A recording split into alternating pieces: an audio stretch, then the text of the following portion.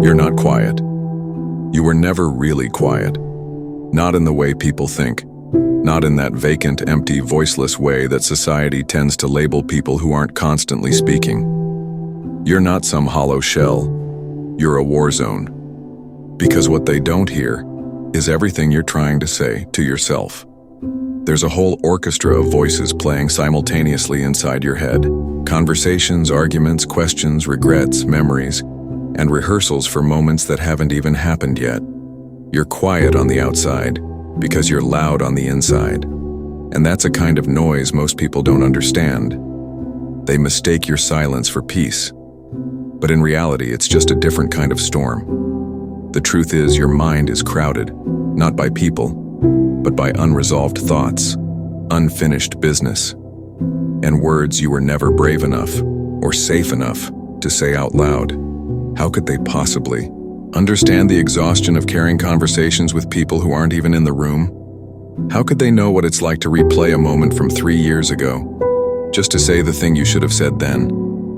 You're not antisocial. You're just already socializing with all the versions of yourself that never got to speak. The quiet ones are often the loudest thinkers and the most exhausted, because there's a weight that comes with being overly self-aware, a burden that builds up when you can't stop watching your own mind from the inside out. You become the observer of your own thoughts, the critic of your own voice, the silent translator of your own pain. And the truth? That kind of internal dialogue, when it never ends, becomes a prison. A beautifully constructed, intelligently designed prison, where the jailer and the inmate are both you. People ask you why you don't talk much. They don't realize you're already in a full-blown conversation every second of the day, with your doubts, with your fears, with your shame, with your what-ifs. They ask, "What are you thinking about?" And you pause, because how do you answer that? Do you tell them the truth? That you're mentally revisiting a conversation from last week where you felt misunderstood? That you're silently arguing with a parent who never really heard you? That you're playing chess with your future, planning your next move while simultaneously wondering if you've already ruined everything?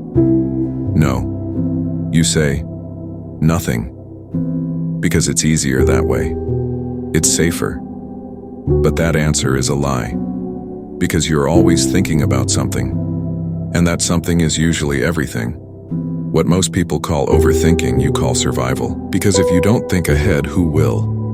If you don't analyze your own words, who's going to protect you from saying the wrong thing? If you don't second-guess your instincts, how will you keep yourself safe from rejection, from embarrassment, from judgment?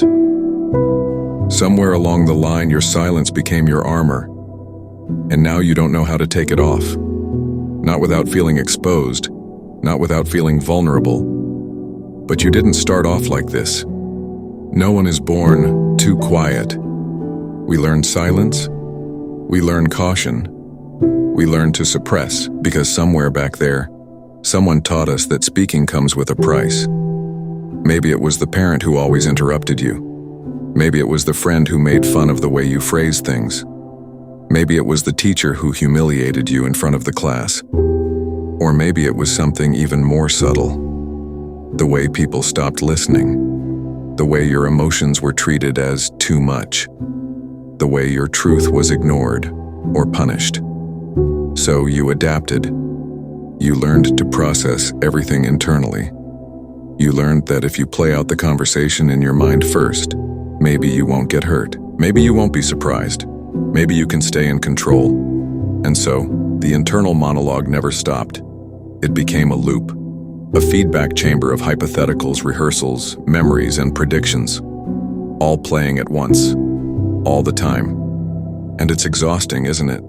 To always be managing your own mind, to always be trying to sound okay when you don't even know what okay feels like anymore, to be socially present while mentally tangled in a dozen invisible threads. You start to disappear into yourself. And eventually, even you forget what your real voice sounds like. Not the one that speaks out loud, but the one that knows how to say what it really means. Somewhere you lost that voice, or buried it.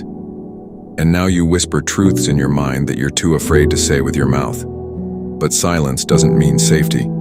It means self-abandonment. and you deserve more than that. But let's be honest. Unlearning this is hard, because it feels like your silence is what protects you. It feels like your internal world is the only place where you're understood.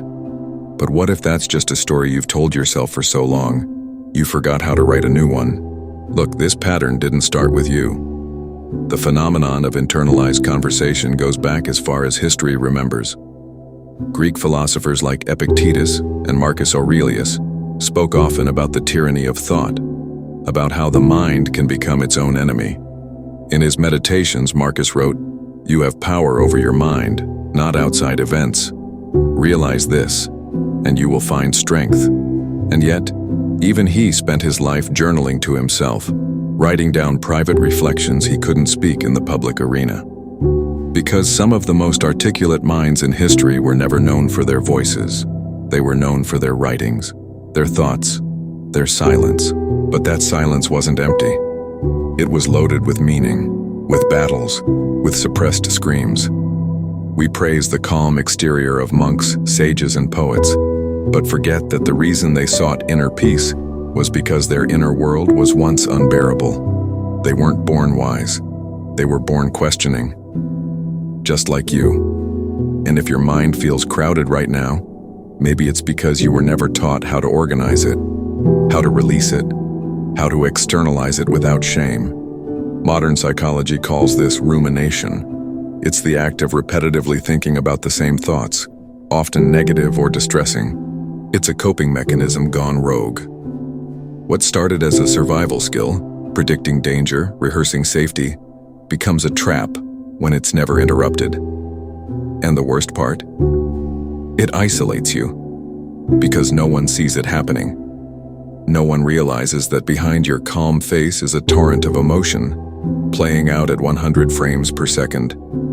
No one knows that when you zone out, it's not because you're bored, but because you're lost in a scenario from the past that still hasn't let you go.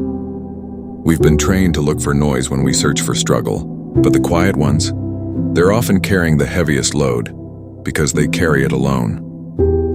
If this message moved something in you, if it made you think, made you feel, or gave you a moment of clarity, please like this video, subscribe for more content that dives deep, and share it with someone else who might need to hear it.